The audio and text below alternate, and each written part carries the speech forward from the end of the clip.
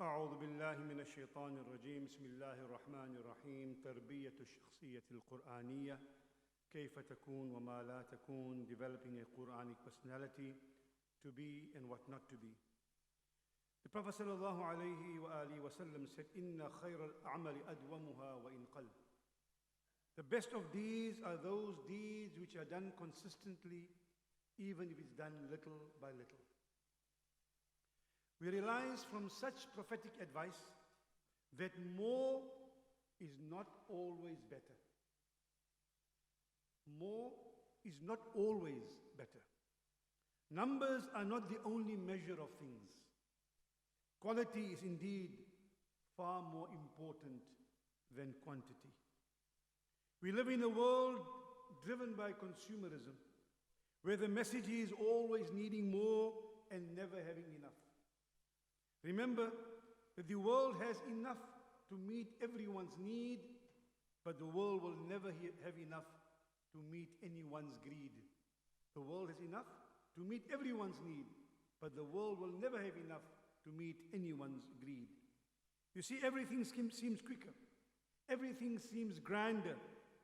But is everything necessarily better?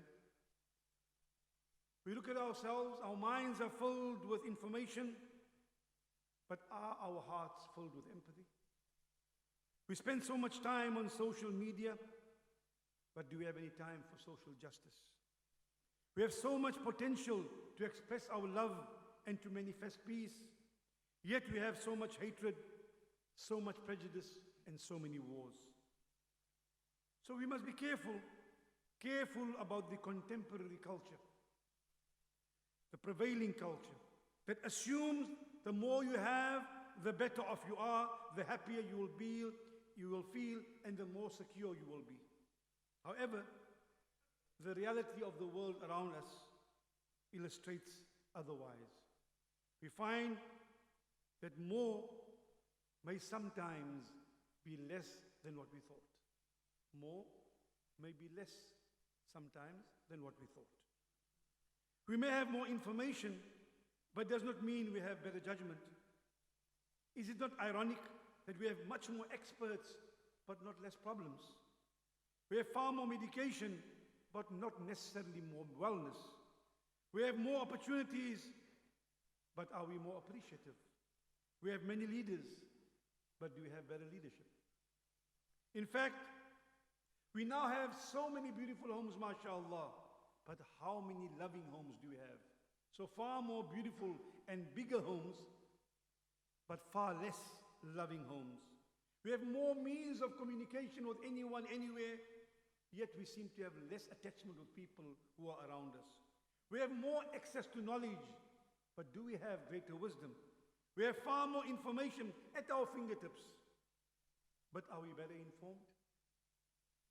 We are swimming, it seems, in the ocean of information, yet sometimes drowning in the seas of ignorance.